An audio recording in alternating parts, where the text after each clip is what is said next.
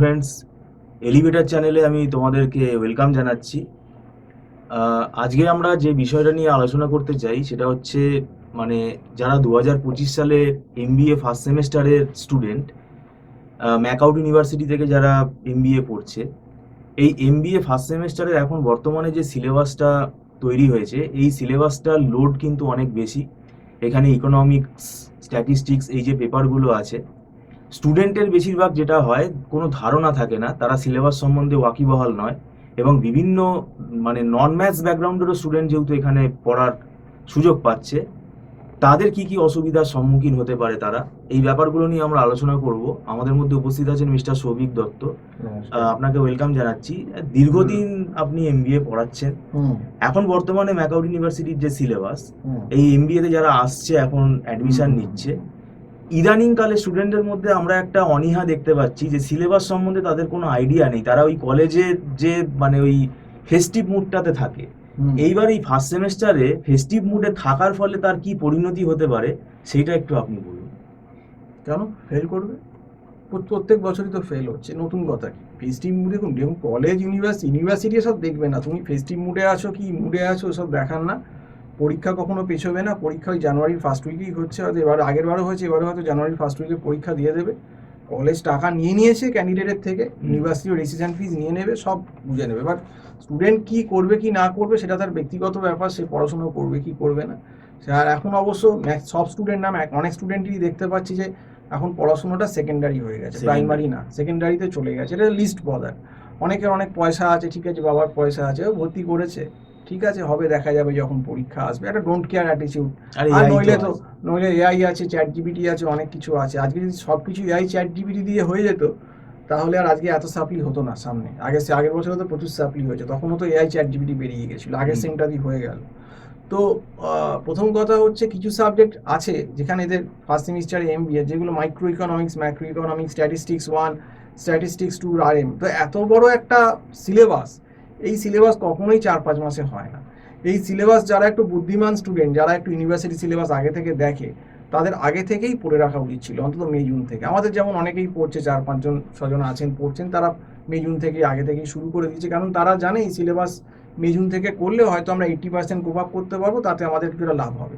কিন্তু কেউ যদি আমাকে এসে এখন বলে পুজোর আগে, পুজোর পর, যে স্যার অক্টোবর থেকে পড়ান, অক্টোবরের পর থেকে, তো আমি পড়ালেও তো আর সিলেবাস শেষ হবে না, কারণ সময়টাও নেই এবং তাকে সেই ধরে বোঝাবার ব্যাপারও নেই। তো এখন ব্যাপারটা হচ্ছে, এটা man to man, student to student vary করছে, কে সিরিয়াস না। তো একদল স্টুডেন্ট হয়তো, কিছু স্টুডেন্ট সিরিয়াস আছে, এবং বেশিরভাগ স্টুডেন্ট হয়তো ক্যাজুয়াল, যে না, কলেজকে পয়সা দিয়েছি, কলেজ সব পড়িয়ে দেবে। এখন যদি কলেজ খুব ভালো এক্সেপশনাল হয়, কারণ ম্যাক্সিমাম কলেজেই তো যা রিপোর্ট পাচ্ছি পড়াশুনো হয় না বেশি। আর যদি কিছু কলেজ ভালো থাকে, তার যদি কপাল ভালো থাকে, সেখানে কলেজ থেকে এই স্ট্যাট ইকোনমিক্সে যদি ফ্যাকাল্টি ভালো হয়, সেখানে তারা বাঁচলো। আর যারা ভালো নয়, তারা গেল মানে তাদের ওই টাকা যে ইনভেস্টমেন্ট করলো, 5 লাখ টাকা, 5-6 লাখ 7 লাখ টাকা গেল গার্জেনের, এবং তাদের ওই সাপ্লি নিয়ে থার্ড সেমিস্টার ফোর্থ সেমিস্টার অবধি বহন করে যেতে হবে, পর সাপ্লি হবে। কারণ দেখুন, এই মাইক্রো স্ট্যাট এইসব পেপারগুলো গল্প বানিয়ে লেখার কিছু নেই। অপারেশন রিসার্চ পরে সেকেন্ড সেমে আসবে। এগুলোতে প্র্যাকটিক্যালি হাতে কলমে কোনো প্রফেশনাল টিচারের কাছে না শিখলে, যাদের বিশেষ করে ব্যাকগ্রাউন্ড নেই, অনেকেই তো আর্টস থেকে বা অন্য সায়েন্স থেকে এলো, ইকোস্ট্যাট কোনোদিন করেনি, এরকম অনেকেই আসছেন।